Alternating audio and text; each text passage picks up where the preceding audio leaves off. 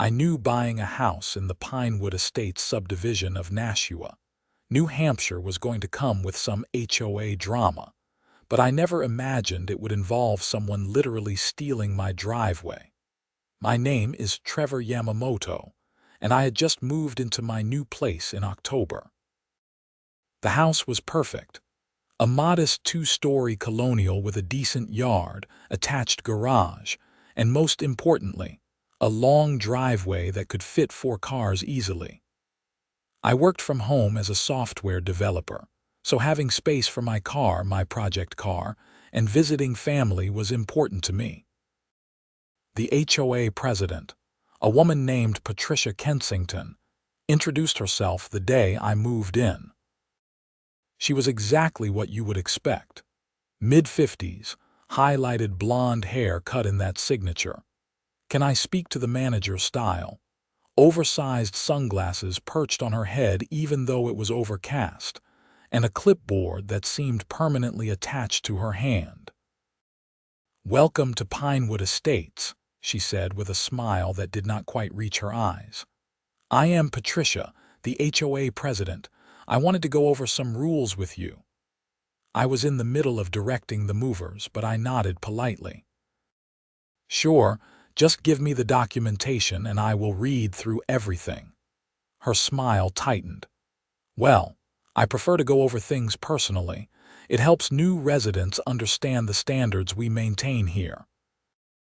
I spent the next 45 minutes listening to Patricia explain regulations about lawn height, acceptable paint colors, holiday decoration dates, and noise ordinances.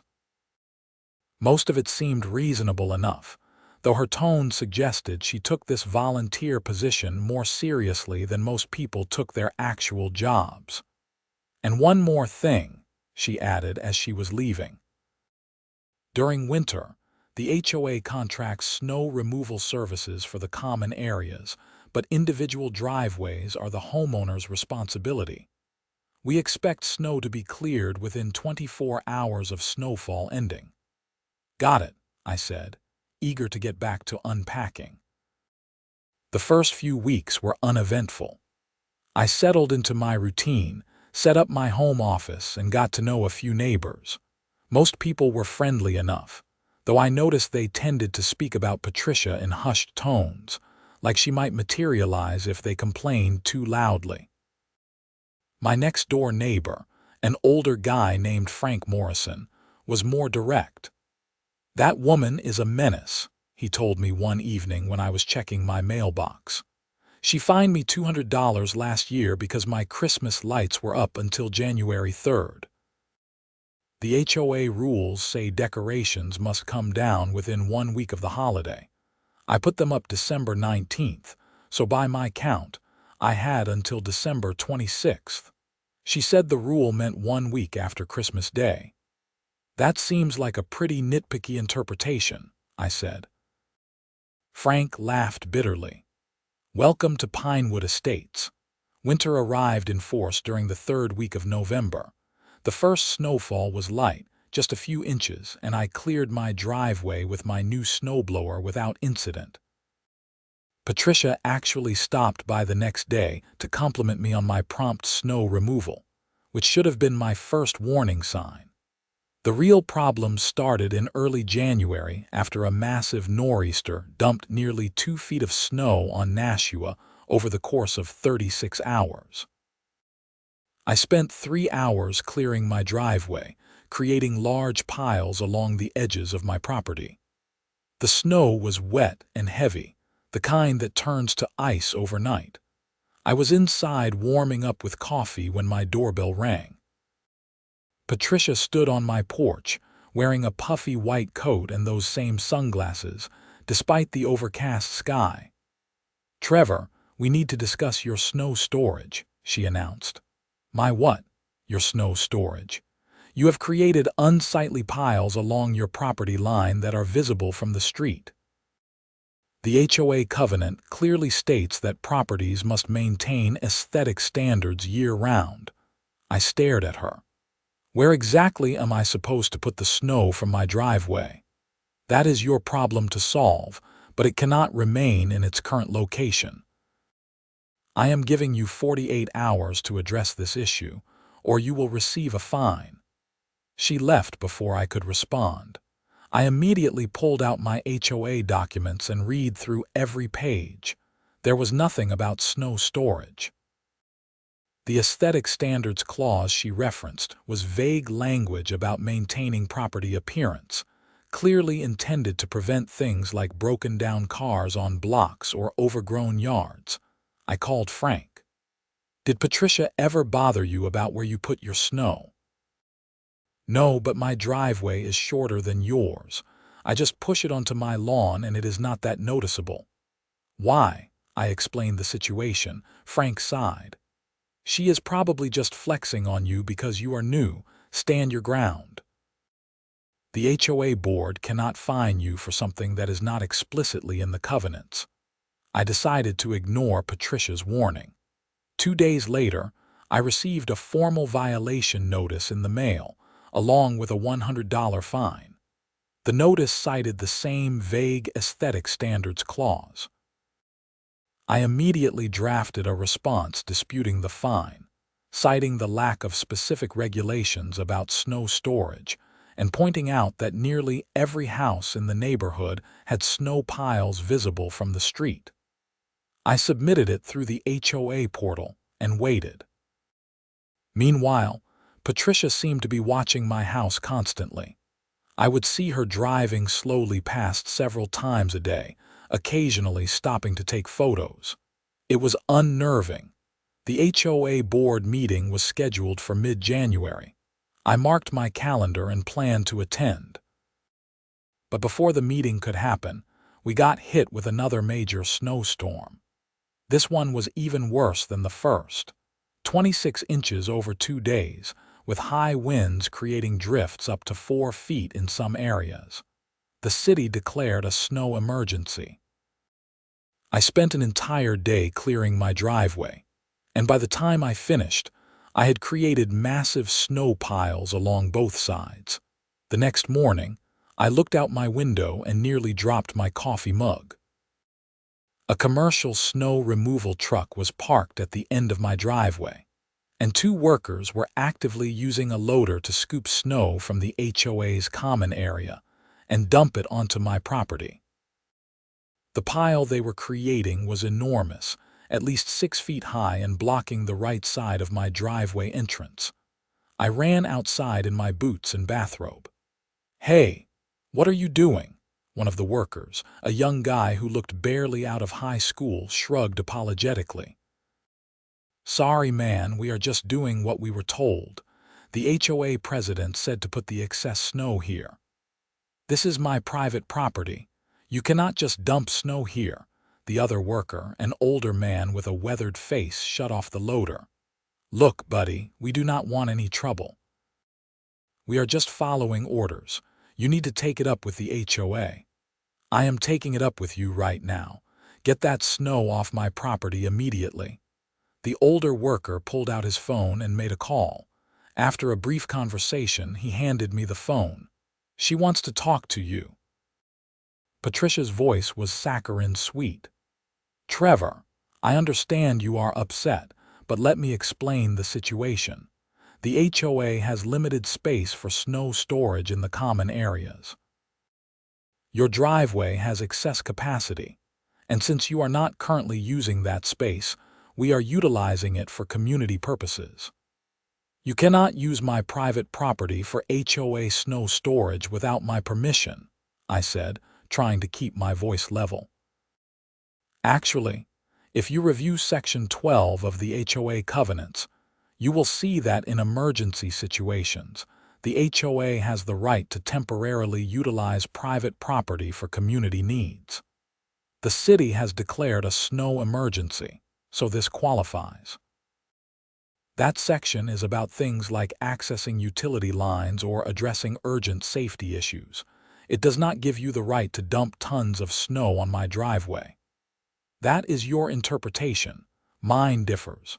The snow will melt eventually. Consider it community service." She hung up. I stood there in the cold, furious, and looked at the workers. "I am not blaming you guys, but I need you to stop immediately and document exactly what happened here. I am going to need proof of this." The older worker nodded. "For what it is worth, this is the weirdest request we have gotten in 20 years of snow removal. Usually, HOAs want us to take the snow away, not dump it on someone's property." They left, and I spent the next hour taking photos and videos of the massive snow pile from every angle. It completely blocked access to the right side of my driveway entrance, and there was so much snow that it spilled onto the apron. If I wanted to get in and out, I would have to navigate carefully around it. I called a lawyer that afternoon. The firm I reached specialized in property law, and they connected me with an attorney named James Rothman. After I explained the situation and emailed him the photos, he was quiet for a moment. "This is pretty brazen," he finally said. "The section of the covenant she is citing does not apply here at all. You have grounds for several claims: trespass, conversion of property, and potentially harassment. But here is the thing: legal action is expensive and slow. My advice would be to document everything, send a cease and desist letter through the HOA channels, and attend the next board meeting to formally complain. If she continues, then we escalate." How much would escalation cost? "Several $1,000s minimum, and that is if they back down quickly. If it goes to court, we are talking $10,000 to $20,000. I felt sick. I had just bought this house. I could not afford a prolonged legal battle over snow storage. "Send the cease and desist letter," I said. "Let me know what I owe you for the consultation. First one is free. I will draft the letter and send it to you for approval before we submit it." Over the next few days, the temperature dropped well below freezing, and the snow pile at the end of my driveway turned into a solid ice mountain. I had to be extremely careful pulling in and out, and the whole situation was infuriating every time I looked at it. The cease and desist letter was delivered both electronically through the HOA portal and via certified mail to Patricia's home address. It was professional but firm, stating that she had no legal right to use my property for snow storage, demanding that she arrange for the snow's immediate removal, and warning that continued violations would result in legal action. Patricia's response came 2 days later, also through certified mail. It was even more condescending than her phone call. She doubled down on her interpretation of the covenant, claimed she was acting in the community's best interest, and suggested that my hostility to community cooperation was concerning. She concluded by noting that my dispute of the original $100 fine had been denied by the HOA board, and failure to pay within 30 days would result in additional penalties. I was beyond frustrated. Frank came over that evening with a 6-pack of beer, and we sat in my living room complaining about the situation. "The thing that gets me," I said, "is that she has manufactured this entire conflict. My snow piles were not bothering anyone. Nobody else in the neighborhood got fined. She targeted me specifically, and now she is escalating." Frank took a long drink of his beer. "You want to know what I think? Patricia lives 2 streets over, right? Her house backs up to the edge of the development, near where they do all the snow removal for the common areas. So I was walking my dog last week, and I noticed something. Her house has a really long driveway, probably as long as yours, and it is the only way in and out of her property. The back of her lot has this steep embankment that drops down to a drainage area. Anyway, her driveway runs along the side of her house, and right at the end, near the street, there is this massive pile of snow from the HOA snow removal. It is not on her property, but it is right up against her property line." I was not sure where he was going with this. "Okay. I am just saying, Maybe she dumped snow on your property because she is dealing with snow issues herself and figured it was fair game. Who knows with that woman? The January board meeting finally arrived. It was held in the community center, a small building near the neighborhood entrance that mostly got used for the occasional event or meeting.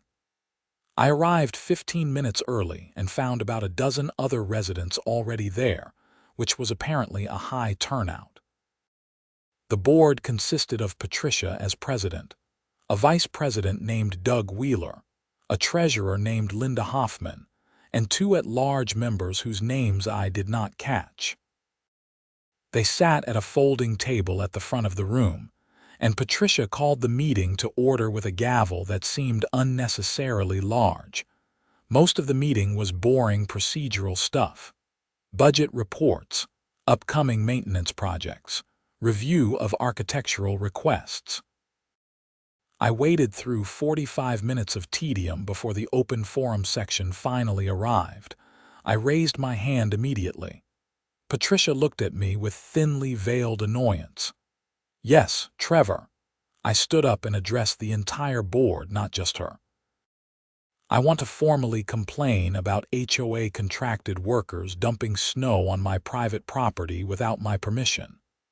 This occurred on January 16th, and despite my objections and a cease and desist letter, the snow has not been removed. I am also disputing the fine I received for snow storage on my own property, which is not addressed anywhere in the HOA covenants." Several residents murmured. Patricia's expression remained neutral. "The board has reviewed your dispute and found it without merit. As for the snow placement, this was done in accordance with the emergency provisions of our covenant." "That is not what those provisions are for," I said, keeping my voice calm. "They are for accessing utilities or addressing immediate safety concerns.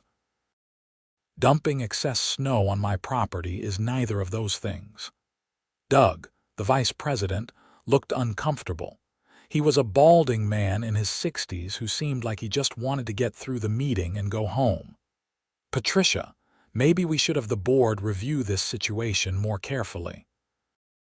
I do not remember us voting on using private driveways for snow storage." Patricia's face tightened. "That is because it falls under my discretionary authority as president to manage emergency situations." Linda, the treasurer, frowned. "I am not sure that is accurate. Major decisions that affect individual homeowners usually require a board vote." I could see Patricia struggling to maintain her composure. "This is not a major decision. It is a temporary use of space during a declared snow emergency. The snow will melt, and there will be no permanent impact." Another resident, a woman I had seen around but never spoken to, stood up. "If the HOA can just decide to use our private property whenever they want, what is next? Are you going to store equipment in our yards, park vehicles in our driveways?" "That is a ridiculous slippery slope argument," Patricia snapped. The meeting was starting to get chaotic, with multiple people talking at once. Doug banged the gavel, trying to restore order. Okay, let us table this discussion. I propose that the board schedule a special session to review the snow storage issue and Trevor's fine dispute. We will research the relevant covenant sections and provide a formal decision." The other board members nodded in agreement, though Patricia looked furious. The motion passed 4-1, with only Patricia voting against it. After the meeting, several residents came up to me. The woman who had spoken up introduced herself as Carol Brighton. "Thank you for bringing this up. Patricia has been overstepping for years, but most people are afraid to challenge her because she makes life miserable for anyone who does." "What do you mean?" I asked. An older man named George chimed in. "She has the HOA management company on speed dial. If she does not like you, suddenly you are getting violation notices for every tiny thing. Your grass is a 1/4 inch too tall. Your house number is not clearly visible enough.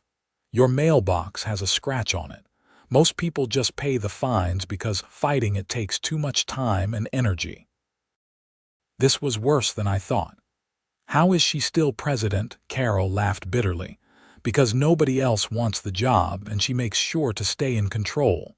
The board elections are a joke.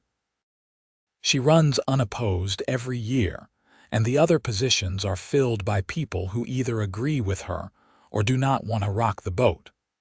Over the next 2 weeks, the weather started to warm up slightly.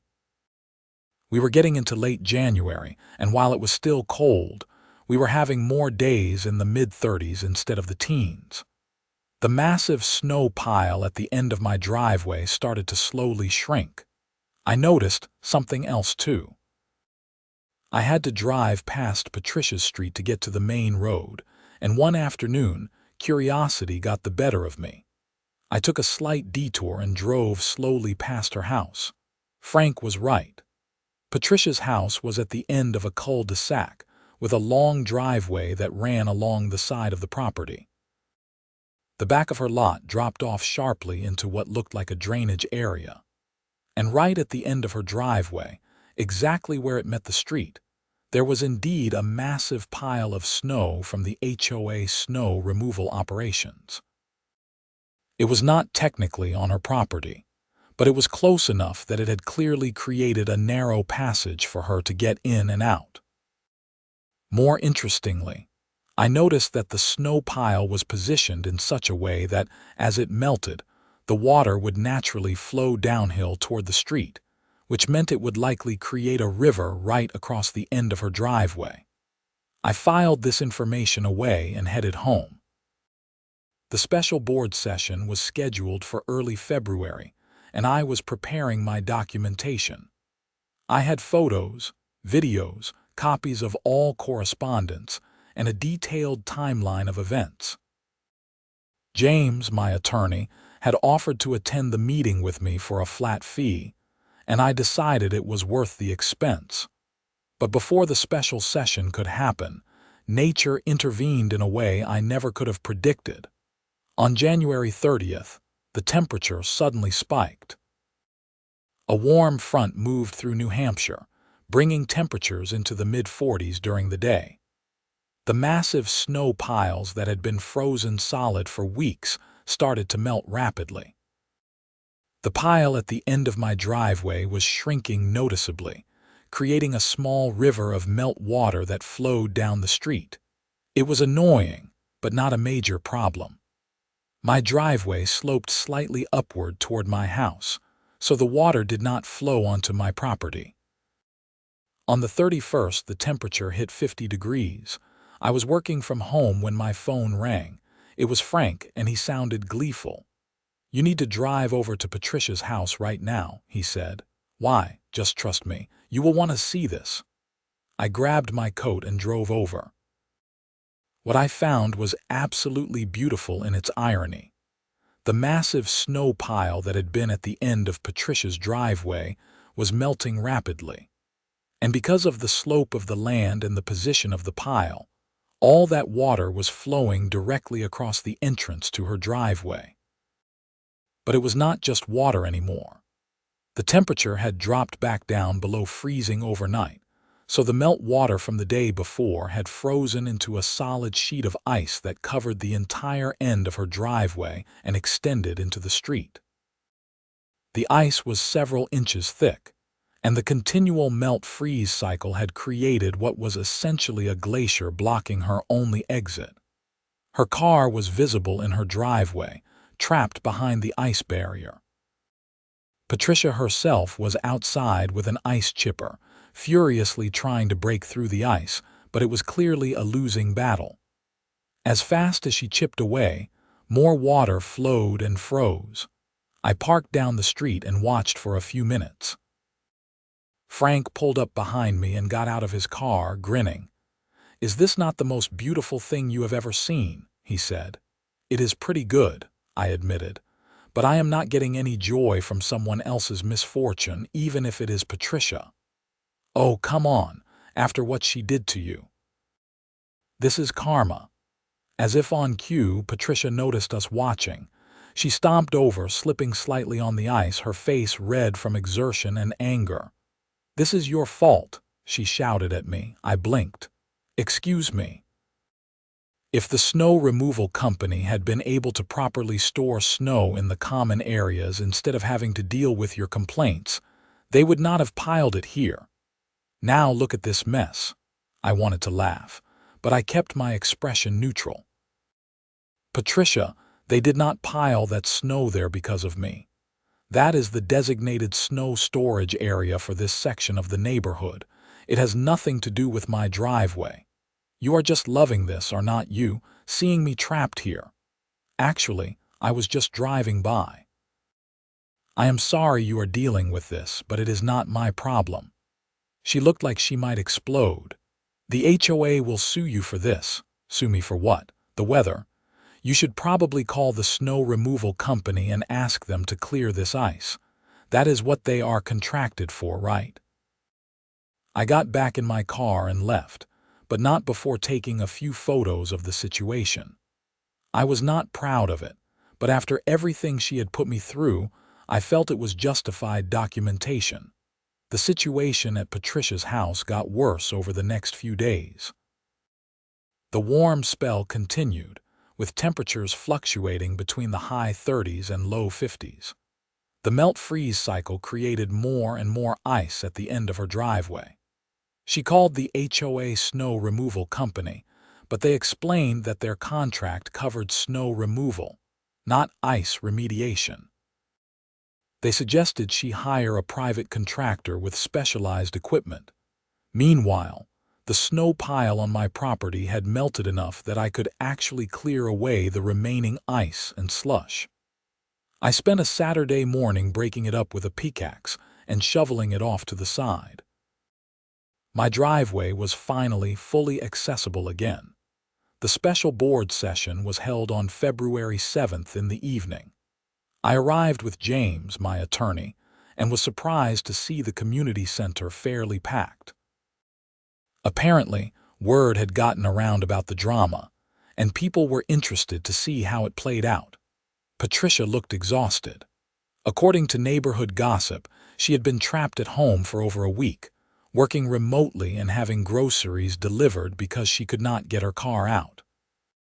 She had finally hired a contractor to remove the ice, but it had cost her over $800. The board convened, and Doug, the vice president, began by outlining the purpose of the special session.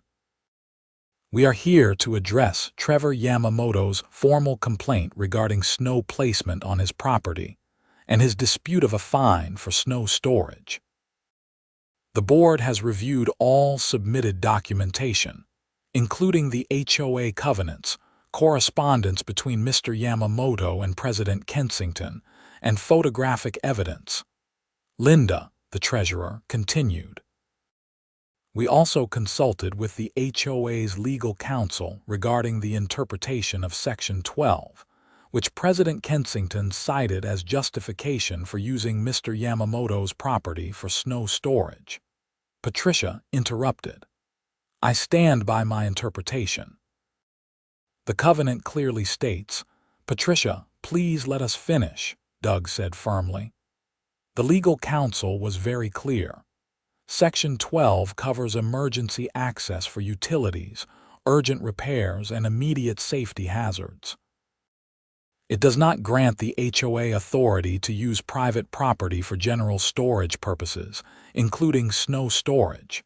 The council stated that doing so without explicit homeowner permission constitutes trespass. The room was silent. Patricia's face went pale, then red. Linda continued. "Furthermore, the fine issued to Mr. Yamamoto for snow storage on his own property has no basis in the HOA covenants. There is no regulation regarding where homeowners must place snow cleared from their driveways, provided it remains on their property and does not create safety hazards." Doug looked at Patricia. "Did you issue similar fines to other homeowners for snow placement?" "No," Patricia admitted quietly. "So Mr. Yamamoto was specifically targeted." I would not phrase it that way. His snow piles were particularly visible from the street. So are several other properties, Carol spoke up from the audience. I drive past at least 5 houses with large snow piles visible from the street, and none of them got fined. James, my attorney, stood up. If I may address the board. What we have here is selective enforcement of vague covenant language, followed by an act of trespass when Mr. Yamamoto challenged the fine. The HOA directed contractors to dump snow on my client's private property without permission, creating a significant inconvenience and potential liability issue. We are prepared to pursue legal action for damages, but we hope to resolve this reasonably. Doug nodded. The board has discussed this extensively, and here is our decision. The fine issued to Mr. Yamamoto is hereby voided. Any amount already paid will be refunded. Additionally, the HOA will reimburse Mr. Yamamoto for any costs incurred in removing the snow that was placed on his property, as well as any legal consultation fees related to this matter. Finally, the board will implement new guidelines requiring board approval for any actions that affect individual private properties. This is ridiculous, Patricia said, standing up. I was acting in the community's best interest. This sets a terrible precedent, Patricia. You overstepped your authority, Doug said firmly. The board is in agreement on this decision. 4 votes in favor, 1 against. Patricia grabbed her materials and stormed out of the meeting. The room erupted in conversation. Several people came up to shake my hand and thank me for standing up to her. After the meeting, Doug pulled me aside. I apologize for how this situation was handled. Several of us on the board have been concerned about Patricia's management style for a while, but this situation really brought things to a head. We are going to be making some changes to how the HOA operates. I appreciate that, I said. I just want to live in my house peacefully. Understood. You will receive a check for your expenses within 2 weeks. Again, I apologize. I thought that would be the end of it. I was wrong. 3 days after the board meeting, I was working from home when I heard loud voices outside. I looked out my window and saw Patricia in my driveway, taking photos with her phone. She was walking around, seemingly documenting every inch of my property. I went outside. Patricia, what are you doing? She barely glanced at me. Since you want to play by the letter of the covenant, I am doing a thorough inspection of your property for violations. You cannot just trespass on my property to look for violations. Actually, the covenant grants HOA officers the right to inspect properties with 24 hours notice. I sent you an email last night. I pulled out my phone and checked. Sure enough, there was an email from Patricia sent at 11:47 the previous night, stating her intention to conduct a property inspection at 10 o'clock the next morning. It was currently 10:30. This is harassment, I said. No, this is enforcement of HOA rules. You wanted to be technical about the covenants, so let us be technical. She pointed at my garage. Your garage door has a dent in it. That is a violation of the maintenance standards clause. Your mailbox post has paint chipping. Another violation. The tree in your front yard has some dead branches. Failure to maintain landscaping. I stared at her in disbelief. You cannot be serious. I am very serious. You will be receiving formal violation notices for each of these issues. You have 30 days to remediate or you will be fined. She left, and I immediately called James. He listened to my explanation and sighed. This is retaliation, which is prohibited under New Hampshire law, but proving it might be tricky. However, she made a mistake. The HOA covenant does allow for inspections with 24 hours notice, but it does not allow for retaliatory enforcement. The fact that she is finding violations on your property while ignoring similar or worse issues on other properties is evidence of retaliation. So, what do? Document everything. Take photos of other properties in the neighborhood showing similar or worse conditions. If you get formal violation notices, we will respond with a complaint of retaliation and selective enforcement. And I think it is time to consider whether you want to pursue a harassment claim. Over the next week, I spent my free time driving around the neighborhood with my camera. It did not take long to find what I needed. Mailboxes with chipped paint were everywhere. Several properties had garage doors with dents or scrapes. Dead branches in trees were common. I documented over 20 properties with conditions similar to or worse than mine. The formal violation notices arrived. 3 separate violations, each with a $100 fine if not corrected within 30 days. I forwarded them all to James, along with my photo documentation of other properties. James drafted a response that was devastating in its precision. It detailed Patricia's pattern of behavior, the board's recent finding that she had overstepped her authority. The timeline showing these violations were issued immediately after the board meeting, and photo evidence of similar conditions on numerous other properties that had received no violation notices.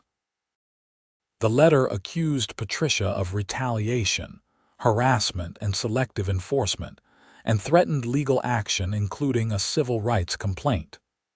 We sent copies to Patricia, to the HOA board, and to the HOA management company. We also sent a copy to every homeowner in the neighborhood by posting it on the community Facebook page, which I had recently joined. The response was immediate and overwhelming. Dozens of homeowners came forward with their own stories of Patricia's selective enforcement, targeting, and harassment. Carol organized a petition demanding Patricia's resignation as HOA president. Within 3 days, over 60% of the neighborhood had signed it. Doug called an emergency board meeting. Patricia tried to defend herself, but the evidence was overwhelming. The board voted unanimously to remove her as president and ban her from holding any HOA leadership position for 5 years. They also voted to void all violation notices she had issued to me. Patricia threatened to sue the HOA, but her threats went nowhere. The HOA's insurance company and legal counsel made it clear that her actions had exposed the HOA to significant liability, and they would not support her in any legal action. For a few weeks, things were quiet. Doug took over as interim president, and the neighborhood started to feel less tense. The violation notices stopped.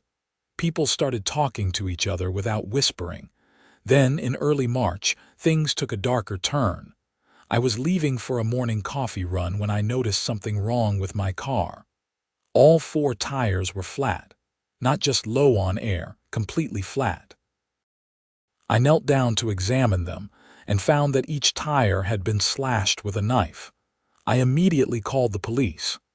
The Nashua Police Department sent an officer who took a report and examined the damage. "Any idea who might have done this?" he asked. I hesitated, then told him about the ongoing situation with Patricia. He made notes and said they would investigate, but without video evidence, it would be hard to prove anything. I did not have security cameras, which I now realized was a mistake. I called my insurance company to file a claim and contacted a security camera installation company.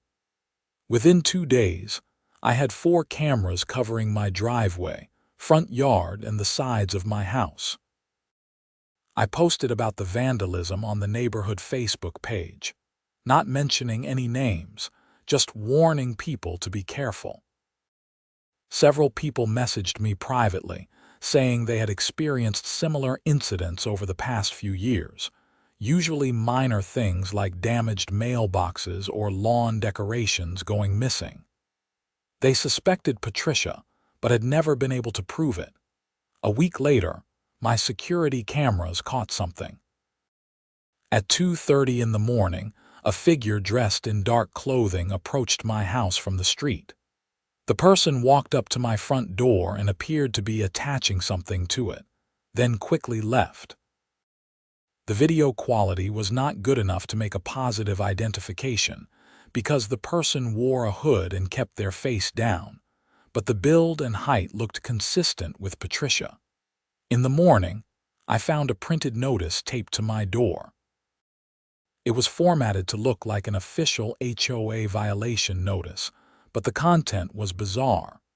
It claimed that I was in violation of the covenant due to antagonistic behavior toward HOA leadership and disruption of community harmony. The fine listed was $5,000. It was clearly fake. The HOA logo was slightly wrong and the language was nothing like the actual covenant, but it was also clearly intended to intimidate me. I took photos of the notice and the video footage, then called the police again. This time, they sent a detective. Detective Sarah Martinez reviewed everything carefully. "This is escalating," she said. "We have property damage, harassment, and now what appears to be an attempt at fraud or extortion. Even if this fake notice was intended as some kind of petty intimidation, creating fake legal documents is a crime. Do you feel safe in your home? Honestly, I am starting to worry about what is next." She nodded. "Let me talk to my sergeant. We may want to pay your HOA president a visit." "Former president," I corrected. "She was removed from the position. Even better, she has motive for retaliation." Detective Martinez left, and I spent the rest of the day feeling unsettled. I had moved here hoping for a quiet life, and instead I was dealing with property damage and police investigations. That evening, Frank came over. "I heard about your tires. This is getting out of hand. Tell me about it." "Look, I know a few other people in the neighborhood who have had issues with Patricia over the years. We were talking about pooling our documentation and filing a group complaint. Would you be interested? What kind of complaint? We are not sure yet. Maybe civil harassment, maybe something with the county about HOA mismanagement. We just want to do something more substantial than just getting her removed from the board." I thought about it. Let me see how this police investigation goes first. If they do not take action, then yes, I am definitely interested. 2 days later, Detective Martinez called me. We spoke with Patricia Kensington at her home yesterday. She denied everything, of course. The slashed tires, the fake notice, all of it. She claimed she has not been anywhere near your property since the inspection. Did you show her the video? Yes. She said it could be anyone, and she is right that we cannot make a positive identification from the footage. However, we did notice something interesting. When we were at her house, we saw a printer in her home office. We asked if we could compare the print quality to the fake notice, and she refused and asked us to leave. So what happens now? We need more evidence. I suggest you keep your cameras running and report any further incidents immediately. We are also going to increase patrols in your area. If she does anything else, we will catch her. The cameras ran continuously, and for a couple of weeks, nothing happened. I started to think maybe Patricia had gotten the message. Then, on March 22nd, the cameras caught her again. This time, it was during the day, around 3 in the afternoon. Patricia pulled up to my house in her car, parked on the street, and walked quickly up to my mailbox. She opened it, removed my mail, and carried it back to her car. The camera footage was crystal clear. Her face was fully visible. I was not home when it happened. I was at a dentist appointment. I only discovered my mail was missing when I got home and checked the camera footage to see why my mailbox was empty. Mail theft is a federal crime. I called Detective Martinez immediately, then called the postal inspector's office. Both wanted copies of the video footage. The next day, the police executed a search warrant on Patricia's house. They found my mail sitting on her kitchen counter. When confronted, Patricia claimed she had taken it by mistake, thinking it was HOA correspondence that had been misdelivered to my house. This excuse made no sense, and nobody believed it. She was arrested and charged with mail theft, criminal mischief for the slashed tires, and creating fraudulent documents. The evidence was overwhelming, especially with the video footage. Frank called me that evening, excited. "Did you hear? They arrested Patricia," I heard. "I am the one who provided the video footage. This is incredible. People are celebrating. Carol is organizing a neighborhood party. You are the hero who finally took down the tyrant." I did not feel like a hero. I felt exhausted. I just wanted to live in my house and not deal with drama. "I get it, man. But seriously, you did the whole neighborhood a favor." Patricia's legal troubles got worse. During the search of her house, the police found a notebook where she had been keeping detailed records of neighborhood residents she considered enemies, including me. The notebook contained pages of notes about our schedules, our vehicles, and potential violations she could cite. It was disturbing and obsessive. Her attorney tried to argue that she was just keeping records in her capacity as HOA president, but the prosecutor pointed out that she had been removed from that position weeks before some of the entries were made. The notebook also contained some entries that were borderline threatening, including one that read, "Trevor Yamamoto thinks he can challenge me and win. He will learn otherwise." The prosecutor added stalking charges to the list.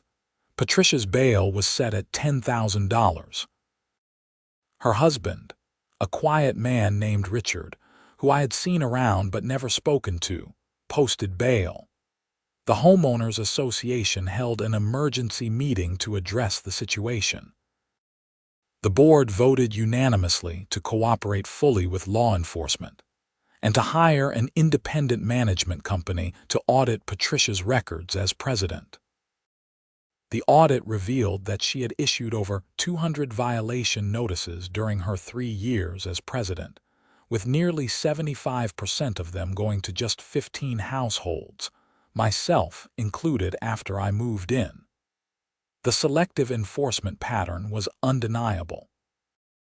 Several homeowners, encouraged by Patricia's arrest, came forward with their own complaints. One couple revealed that Patricia had reported them to Child Protective Services anonymously, claiming they were neglecting their children.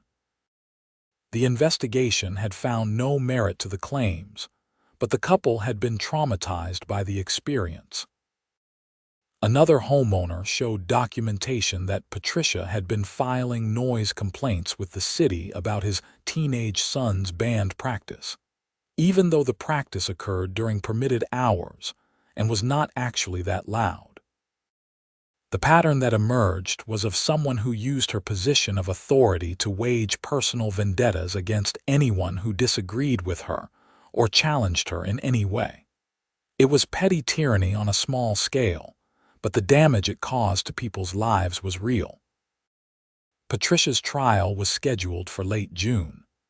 In the meantime, the criminal charges meant she was ordered to stay away from me and several other homeowners who had filed restraining orders. Her husband Richard actually approached me at a neighborhood gathering in April and apologized. "I did not know how bad it had gotten," he said quietly. "I knew she was stressed about HOA stuff, but I did not realize she was doing things like this. I am sorry for what you went through." I did not know what to say. "I appreciate that. We are probably going to sell the house and move. I do not think we can stay here after everything that has happened." I felt a twinge of sympathy for him, even though his wife had made my life miserable. "I am sorry it came to this." He just nodded and walked away, The months between March and June were relatively peaceful. The HOA hired a professional management company that implemented clear, fair procedures for everything. The board created a detailed handbook that specified exactly what violations would be enforced and how. They established an appeal process that actually worked. The neighborhood started to feel like a community instead of a police state. Carol was elected as the new HOA president in May. Her first act was to organize a neighborhood barbecue where people could actually get to know each other. It was surprisingly well attended, and I met dozens of neighbors I had never spoken to before. Many of them thanked me for standing up to Patricia, which was still awkward, but I appreciated the sentiment. I also had to deal with some of Patricia's actions. I hired a contractor to fix the minor issues she had cited in her retaliatory inspection, not because I was required to, but because I wanted my property to look nice. The total cost was about $400, which the HOA reimbursed me as part of the settlement. They also reimbursed me for my new tires, my attorney fees, and the security camera installation. In late May, Patricia's attorney reached out to James with a plea deal offer. Patricia would plead guilty to reduce charges in exchange for avoiding jail time. The prosecutor was willing to agree if the victims, myself included, did not object. James asked me what I wanted to do. "You have the right to push for maximum penalties if you want. The evidence is strong enough that she would likely be convicted on all charges." I thought about it for a long time. What would the plea deal mean? She would plead guilty to misdemeanor charges, get 2 years probation, a permanent restraining order preventing her from contacting you or the other victims, and she would have to complete anger management and mental health counseling. No jail time, but it would be on her record. Would she face any consequences beyond that?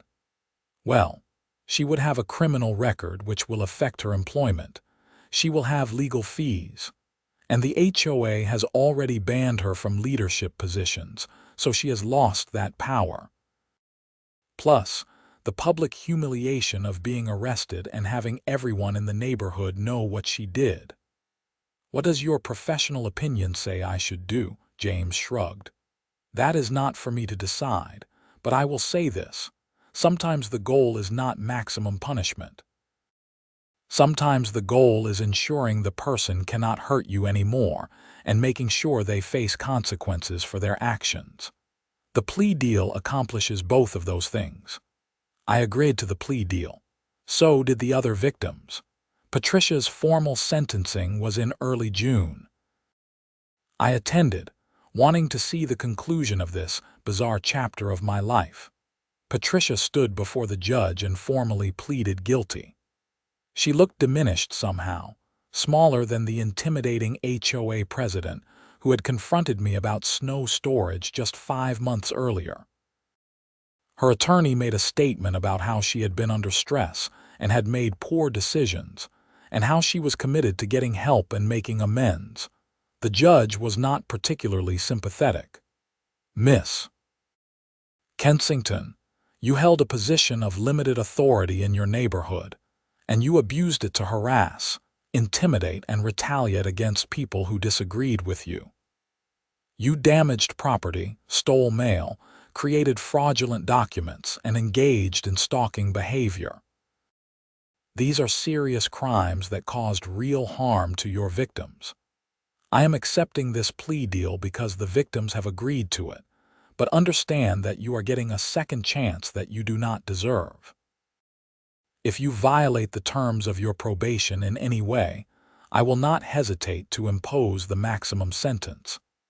Patricia was sentenced to 2 years probation, 300 hours of community service, mandatory counseling, and permanent restraining orders. She was also ordered to pay restitution to the victims for their expenses. The total came to around $8,000. After the sentencing, I ran into Detective Martinez in the courthouse hallway.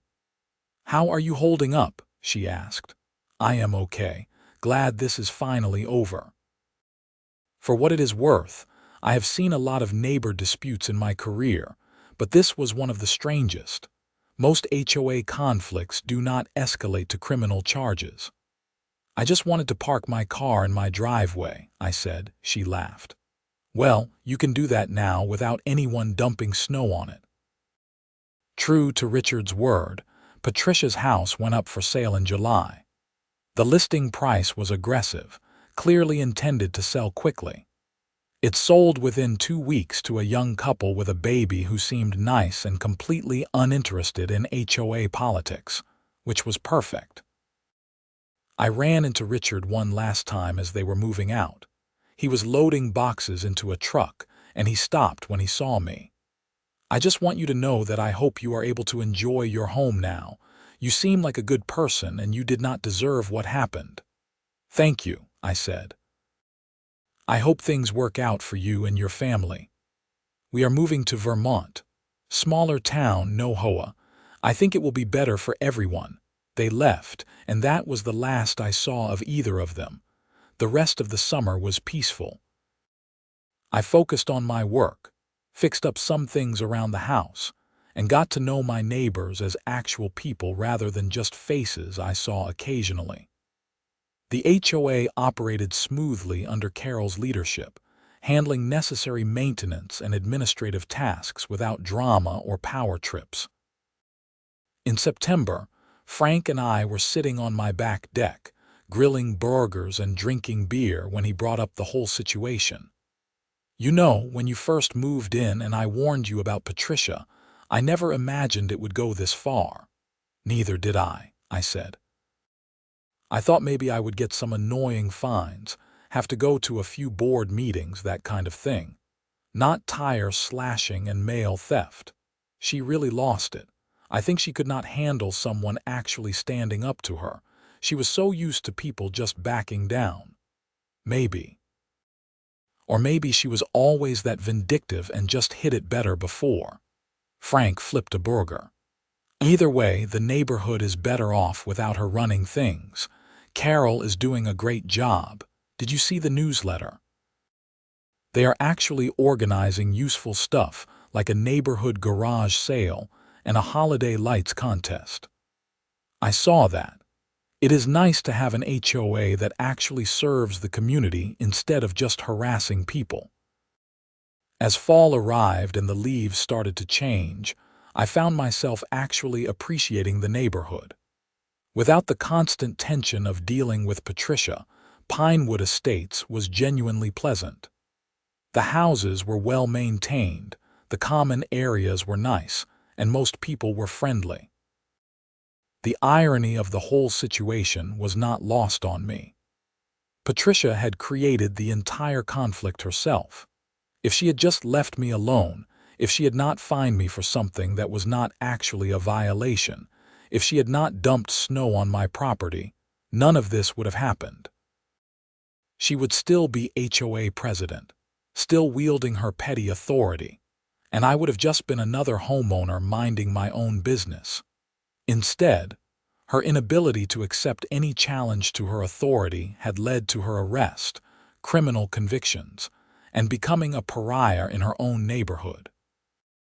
The snow pile she had dumped on my property to punish me had indeed melted, but the consequences had not. In December, nearly a year after the initial snow storage incident, I was outside putting up Christmas lights when Carol stopped by.